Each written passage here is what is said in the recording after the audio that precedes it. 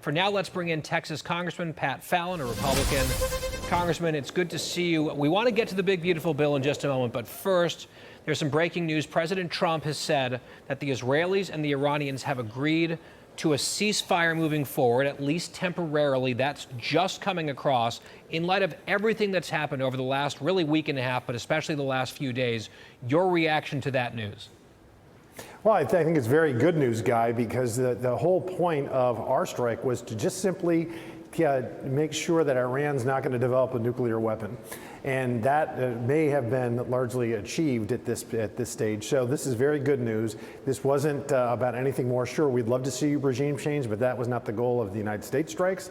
It was to prevent the Iranians from getting a nuke. So very good news. Let me follow up on this. Where is the enriched uranium? That's one of the central questions. And the suggestion is that Israel would be able to have followed the movements of any trucks within Iran because of the satellite imagery and how carefully they were monitoring what was happening on the ground there. But there is reporting, much reporting, that Iran had moved enriched uranium out of Isfahan, where it was being stored. And it was in containers. I think that all of it, about 900 pounds of the enriched uranium, could fit in the trunks of 10 vehicles. And that kind of raises the issue. If its nuclear centrifuges were destroyed, but still you have this, 60% enriched uranium that's just out there, Congressman. Anything to say about that? Unfortunately, Dagan, I just came from the House Intelligence Committee meeting, and I can't comment on it. Okay. Well, Prime Minister Netanyahu at least suggested that the Israelis might know more about that. It seems like the Israelis know everything about what's happening in Iran. So obviously it's something that we will continue to follow. It's a huge, outstanding question. He'll give us don't tell me you don't know where it is. Congressman, let's talk about the bill moving forward. Obviously, you guys have done at least your portion of the job in the House. The Senate's now taking a look at it. You're hearing about tweaks here and there. The criticisms coming in from various factions on the Senate side and on the House side as well. Do you think that ultimately it gets ironed out, or are some of these differences sticky? No, I do think that it will, Guy, eventually get ironed out. It's a big, giant tapestry, and there's a whole lot of people involved in the process. So I'm not surprised that it's been taking this much time. In fact, to be candid, many of my friends over in the Senate told us 8-9 weeks ago that could be the case. And I don't know if we're going to meet July 4th or not, but I do believe that it will get passed, and it will get passed within the next few weeks it'll be done this summer for sure, hopefully by the 4th of July, but they will get wrinkled out.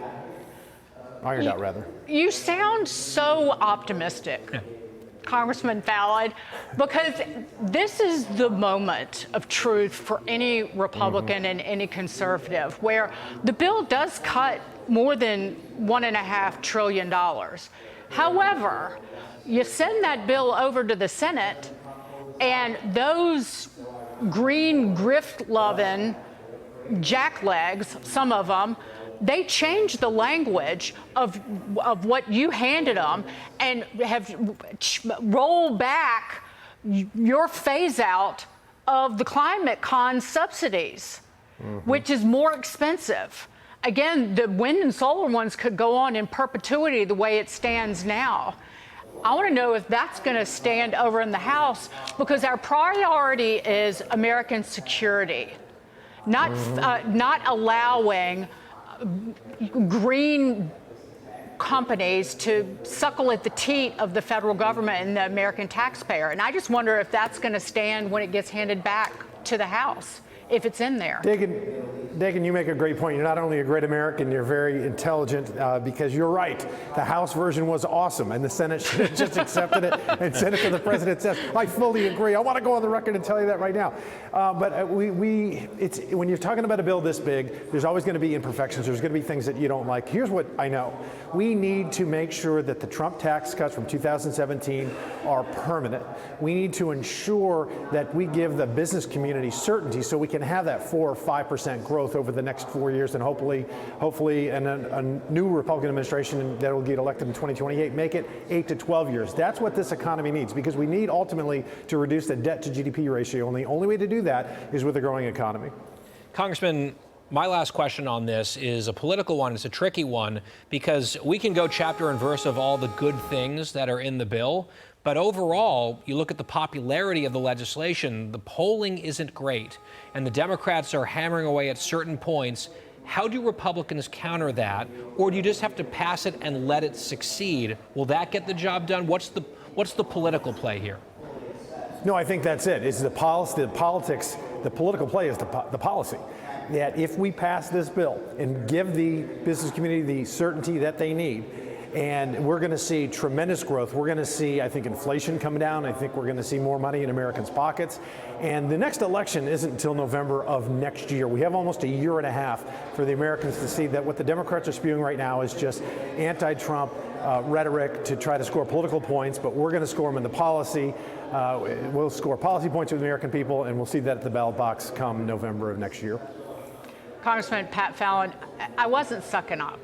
I'm just saying that because I hate that. Very intelligent. I hate that salt cap that you passed out of the House. So I can talk about that all day. Congressman Pat Fallon, great to see you, sir. Thank you. Thanks, y'all. God bless.